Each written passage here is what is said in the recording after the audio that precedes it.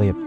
Jadi kalau misalnya kita melihat suatu musibah atau bencana, berhati-hatilah apabila di suatu masyarakat terjadi dua kerusakan. Dua kerusakan. Yang pertama kerusakan akidah, Nah, yang kedua kerusakan akhlak.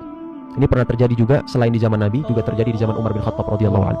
Ketika itu Umar merasakan gempa, kemudian dia mengatakan pada khalayak manusia, wahai manusia, betapa cepatnya kalian mengerjakan, maksudnya dalam kurung, kemaksiatan kepada Allah Subhanahu wa taala. nah.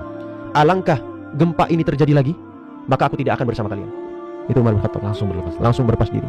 Itu adalah satu tanda bahwasanya sebab bencana itu disebabkan kemaksiatan.